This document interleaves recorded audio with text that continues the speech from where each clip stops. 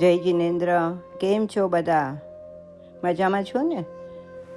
આજે હું તમારી સમક્ષ ધર્મ ધ્યાનનો કૌશક લઈને આવી છું. ધ્યાન એટલે કોઈ પણ એક વસ્તુ પર ચિત્તની એકાગ્રતા. જૈન ધર્મમાં 4 ધ્યાન બતાવ્યા છે. સામાન્ય ભાષામાં કહીએ તો આર્ત ધ્યાન એટલે પરિસ્થિતિનો અસ્વીકાર કરવો, રૌદ્ર ધ્યાન એટલે પરિસ્થિતિનો સામનો કરવો, ધર્મ ધ્યાન એટલે પરિસ્થિતિનો સ્વીકાર કરવો. શુક્લ ધ્યાન તો કેવડીનું ધ્યાન છે, પણ આપણા જીવનમાં આવેલી પરિસ્થિતિ માટે આપણે હંમેશા વિચાર કરીએ છીએ કે મારી સાથે જ આવું કેમ થાય છે. તેનું સમાધાન તમને ધર્મ ધ્યાનના કૌશકમાં જરૂર મળી જશે. તો ચાલો ધર્મ ધ્યાનનો કૌશક કરાવું છું. તો બધા કૌશક ધારી જજો. તાવ કાયમ ઠાણેનમ મોણેનમ જાણેનમ અપ્પાનમ વોસરે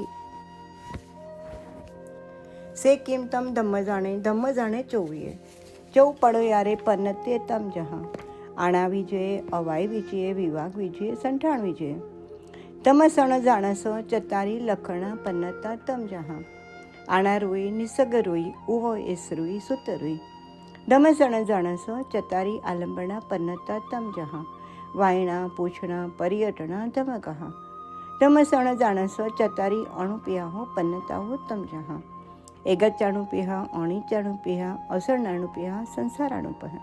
આ ધર્મ ધ્યાનનો સૂત્રપાઠ કયો. હવે એના અર્થ કહું છું. પહેલો ભેદ આણા વિજય. આણા વિજય કહેતા વિતરાગ દેવની આજ્ઞાનો વિચાર ચિંતવો.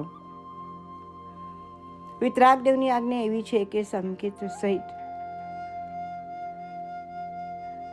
શ્રાવકના 12 વ્રત 11 પડીમાં, સાધુજીના 5 મહાવ્રત 12 ભિક્ષુની પડીમાં, શુભ ધ્યાન, શુભ જોગ, જ્ઞાન, દર્શન, ચારિત્ર, તપ અને છકાઈ દેવની રક્ષા એ વિતરાગ દેવની આજ્ઞા આરાધવી. તેમાં સમય માત્રનો પ્રમાદ ન કરવો. ચતુર્વિધ સંઘના ગુણ કીર્તન કરવા. આ ધર્મ ધ્યાનનો પહેલો ભેદ કયો. બીજો ભેદ છે અવાય વિજય. અવાય વિજય કહેતા જીવ સંસારમાં દુઃખ શા માટે ભોગવે છે તેનો વિચાર ચિંતવો. તેનો વિચાર એ છે કે મિથ્યાત્વ, અવ્રત, પ્રમાદ, કષાય, અશુભ યોગ, 18 પાપસ્થાનક અને છકાઈ જીવને હિંસા એથી કરીને જીવ દુઃખ પામે છે.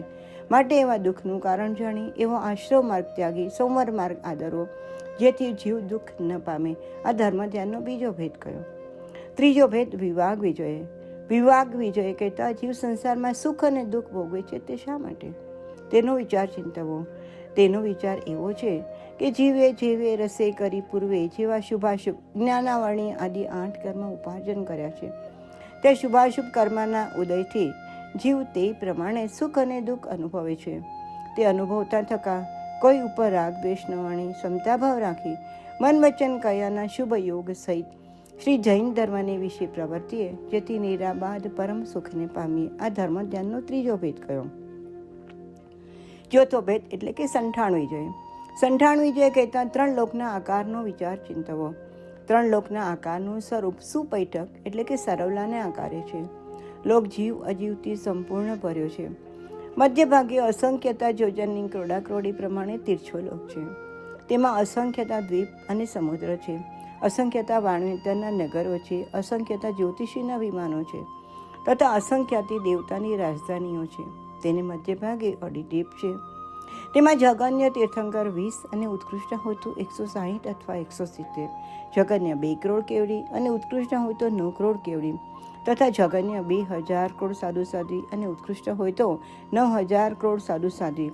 તેમને વંદામી નમસ્સામી સક્કારેમી સંમાણેમી કલ્યાણમ મંગલમ દૈવ્યમ ચેયમ પજવા સ્વામી. તેમજ તીર્છાલોકમાં અસંખ્યતા શ્રાવક અને શ્રાવિકાજીઓ છે, તેમના ગુણગ્રામ કરવા. તીર્છાલોકથી અસંખ્યતા ગુણો અધિક મોટો ઉધ્વલોક છે. તેમાં 12 દેવલોક, 9 ગ્રેવેક અને 5 અનુત્તર વિમાન છે. તે સર્વના મળીને 84,97,023 વિમાનો છે. તે ઉપર લોકાગ્રે સિદ્ધ ક્ષેત્ર છે. ત્યાં સિદ્ધ ભગવંતી નિરંજન નિરાકાર બિરાજી રહ્યા છે. તેમને વંદામી નમનસામી સક્કારેમી સંમાણેમી કલ્યાણમ મંગલમ દેવ્યમ ચેયમ પજવા સ્વામી. તે ઉધ્વલોકથી કંઈક વિશેષ અધિક મોટો અધોલોક છે. તેમાં 7 નરકના 84 લાખ નરકાવાસા છે. 7 કરોડ 72 લાખ ભવનપતિના ભવનો છે.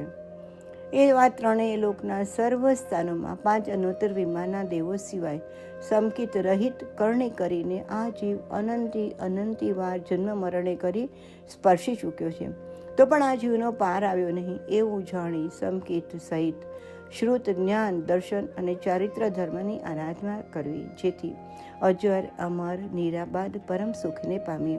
આ ધર્મધ્યાનનો ચોથો ભેદ કયો?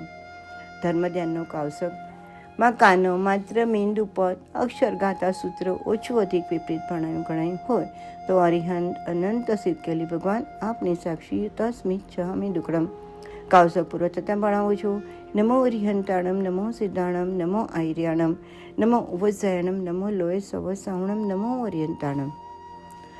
તો દરેક જણ જાણીને સમજીને ધર્મધ્યાનનું કાવસક જરૂરથી કરજો. જીન આજ્ઞા વિરુદ્ધ કાંઈ પણ બોલાયું હોય તો તસ્મિચ્છામિ દુક્કડમ. જય જિનેન્દ્ર.